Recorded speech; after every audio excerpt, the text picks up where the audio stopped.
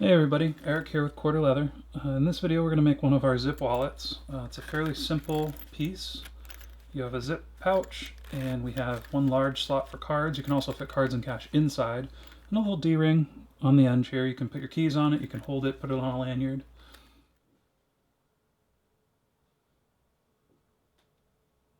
You need a couple little things for this wallet that you're not going to need for like a regular bifold. So we're going to use some number 6 zipper tape. This is from Riri. We're going to use a solid brass pull, and then we're going to use, this is a 1/2 inch D-ring, and that'll be for the side of the wallet.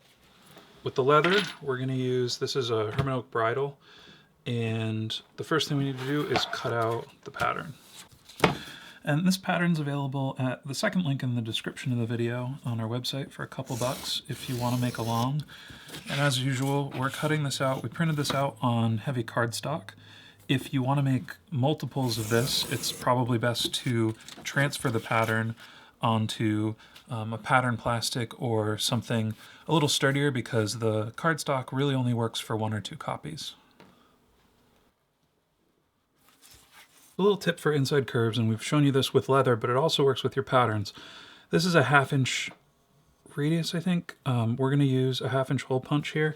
If you were to try to cut this with an X-Acto blade, it would work, but it's really hard and a lot of work that you don't really need to be doing. So we're just going to punch out the paper with our hole punch. And then I'm just going to use our straight edge to connect the dots and cut right down.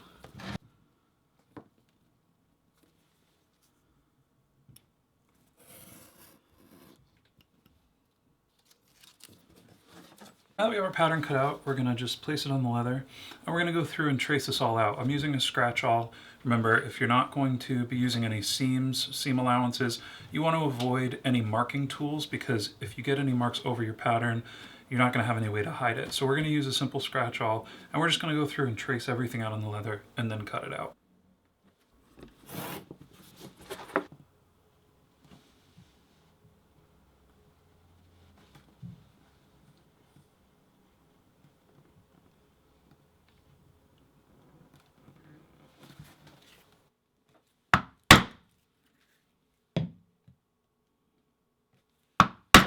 So the pattern does have a little 1/2 inch strip for the D-ring, and you can use that and cut out a fresh piece. What I'm going to do is, our little strip here for the zipper, this is also a 1/2 inch wide.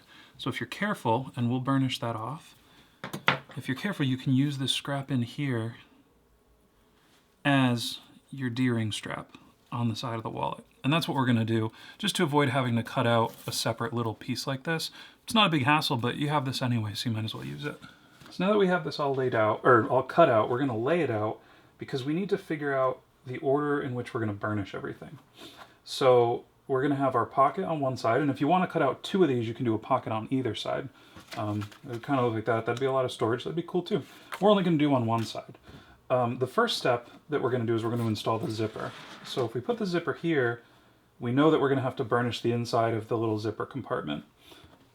And then we're going to glue this pocket here, because this is folding and it's a pretty simple design. We only have one major stitch line. So from what we get from laying this out is that we need to burnish the inside of the zipper slot and the top of the card pocket before we move forward with gluing and assembling everything.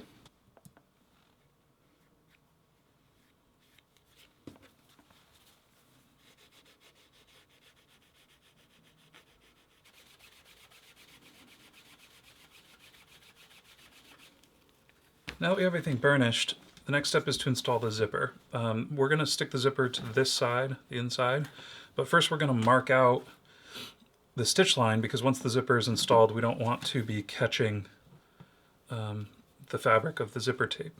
So I'm just going to go around with my calipers, and I'm going to do the straight lines first. And these tight lines are a little tricky. Just kind of go slow. It helps to rotate the piece sometimes instead of your calipers, and you'll get it.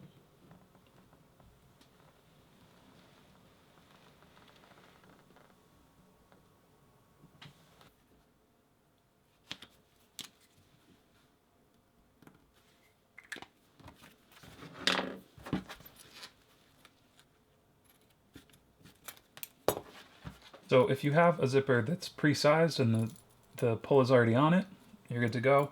We're using zipper tape and a different zipper pull, so we're going to install the zipper pull onto the zipper tape. And the way that you do it with the Riri zippers, I think this is pretty universal. There's little teeth, you want them pointing down, and then the wide part of the zipper pull just slides on. It's a little bit tricky, especially probably to do it in real time, but you're just going to push this on and it'll come right through. And so what we've done is I've sized this zipper to fit in here, and you can see there's a bit extra on either side. And the reason for that is we're not using any stoppers. We're going to double stitch this to sort of start to form a stopper. And then you'll also have the leather itself. This curve is sized so that it forms a stopper on its own. And so now we're going to stick this in using basting tape. Our next step before we stitch this up is we have to stick the zipper tape to the inside of the wallet. We're not going to use glue for this. You can. I don't like using glue on zipper tape because it's fabric and it soaks it through and it gets sticky on the outside and the inside of the tape. So we're going to use what's called basting tape. It's basically just a double-sided fabric tape, and all you're going to do is you're going to stick this down. You're going to do a piece on either side, and then we're going to peel it back and we're going to slowly and carefully stick the zipper to the inside of the wallet.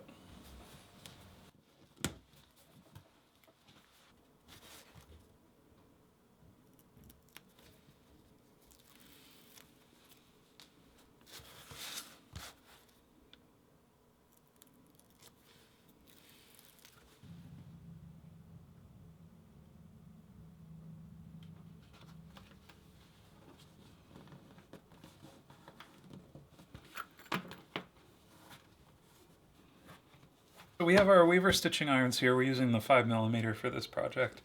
And to start out, we're not going to punch all the way through. We've done this before. I'm going to lay out all of our stitching. Because you have these tight curves and then you also have metal pieces you're trying to go around, it really helps if you measure everything out.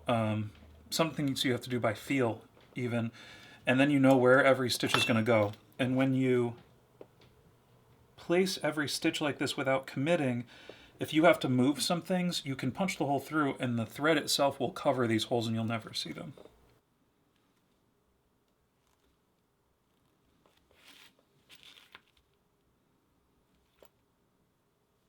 And once we get all the holes marked out, we're going to go through and punch. Now I'm going to use my longest stitching chisel first because that guarantees me the straightest line.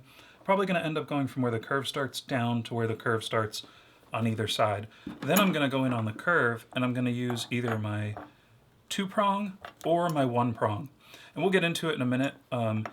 You're going to use like your 1-prong because on this side we have the zipper is going to stay closed here and we're going to lock it with a double stitch, but the zipper's open here. So we're going to want to stitch on either side, or a hole on either side of both of these so that we can wrap around our thread and lock this in.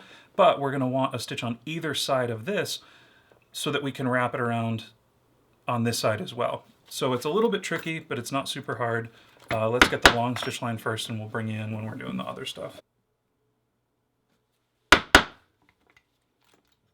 I think we can get away with using our double prong the whole time. So we're going to punch these two first. And then if we flip it over, you see we're going to want a hole on this side of the teeth and on this side of the teeth. But I think that we can span that with our 2-punch. So we're just going to do that. We're going to follow along all of our holes here, and I think that we've laid it out in a way that will allow us to lock everything in with a stitch when we're done.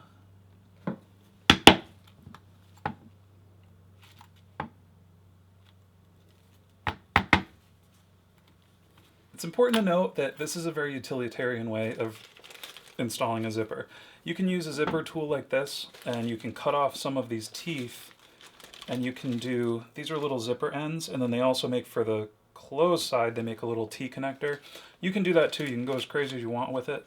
When you're getting started, this is how I got started. So I figured we'd show you it this way first, and then moving forward when we do other projects, we'll show you how to do a couple different ways of installing the zippers. And so what's left is we're just going to stitch around this now, just a normal saddle stitch.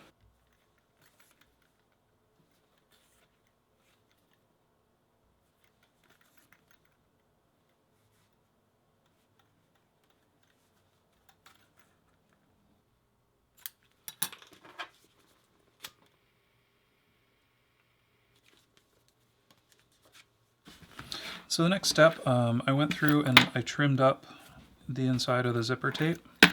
Now we need to glue in our pocket before we glue everything together. So I'm going to go in and I'm just going to mark where the pocket top comes, and this is going to tell me where to scratch and glue.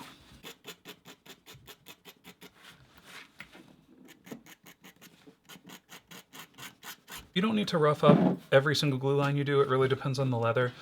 This is a little bit oily because it's a bridle, and so what I do is I just kind of use the size of my X-Acto blade to scratch it up a little bit. It lets the leather stick a little bit better to the fibrous side of the other piece. They also make little tools that have little shaving heads on them that you can kind of rough everything up with.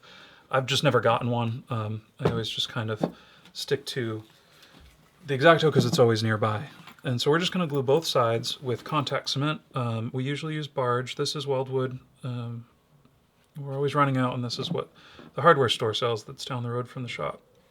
So you're going to apply glue to both sides of the piece, and then we're going to let it dry until it's barely tacky to the touch.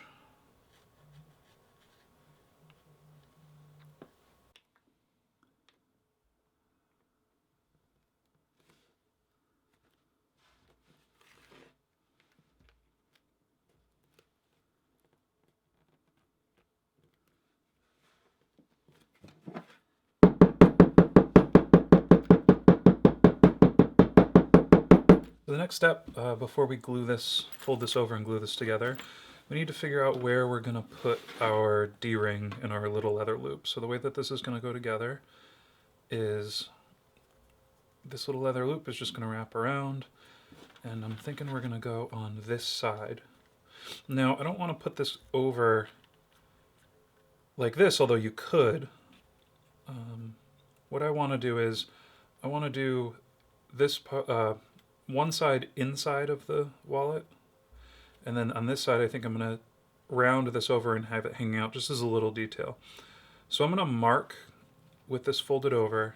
I'm going to mark on the inside here. I want it to go there. I want it to start there. And I'm going to use a number 8 French edger, and this is almost as wide as the strip, so we'll go a little bit further. And I'm going to skive off a little bit of this thickness so that when we have one layer of leather inside the wallet, it doesn't make a big bump. And this is just a really quick little skive. You can use a knife too if you want. I'm using this because I figured it would be a little bit easier, but it's not too super sharp, so might have to go in with the skiving knife as well.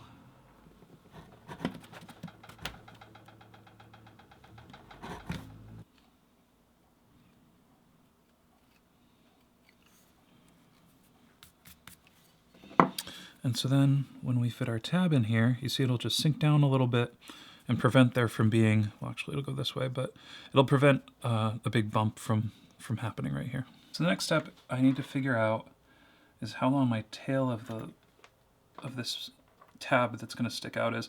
And now this will change for everyone depending on what sort of D-ring you're using, or if you're using an O-ring even, or I think they have the square ones too. Now I want it to stick out a little bit so we know that our stitch line is going to be about there. So I'm just going to mark right here, and then I'm going to round it off with a punch. And that should be good.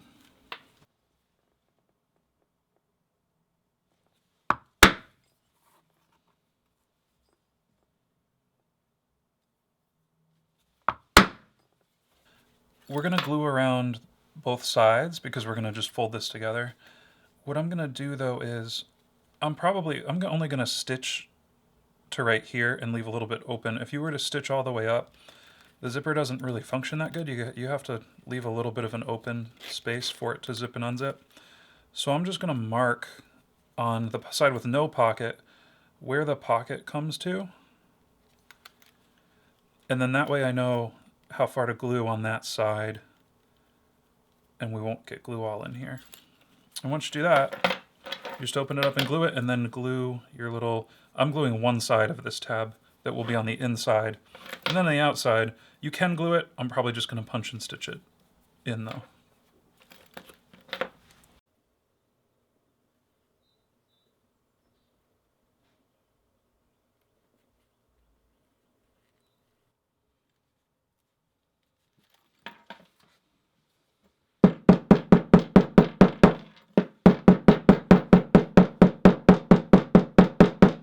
And once we have this glued together like this, we just need to, the way this is going to go together, we'll put the D-ring on there, and then this will fold over. So what I'm going to do is, I'm just going to scratch up a little bit of this leather,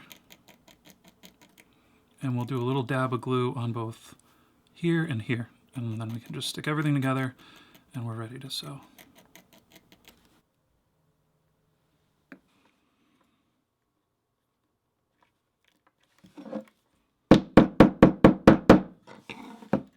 So I've got everything glued together, and I've trimmed and done a rough sand on my edges. So the next step is we're going to mark our stitch line, and we're going to stitch this up.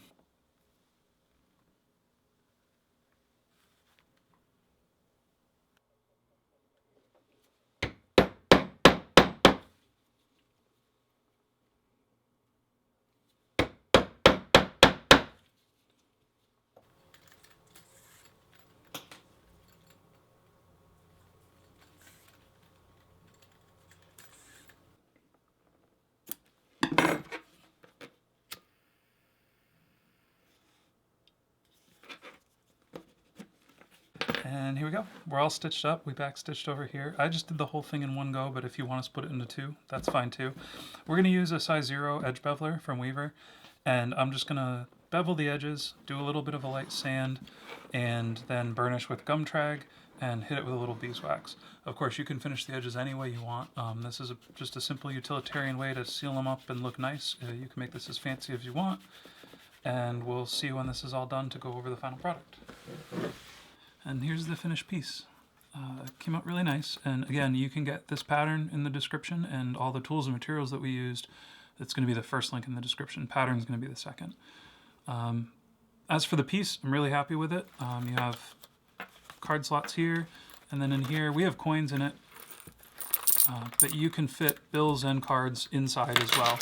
So there's a whole bunch of storage if you need it, and if you don't, it's fairly slim to just hold a few things. You see our little tab on the back there, and then the loop going inside the piece, and with that skiving, it's still pretty slim. And so thank you guys so much for watching, making along with us, and we'll see you next time.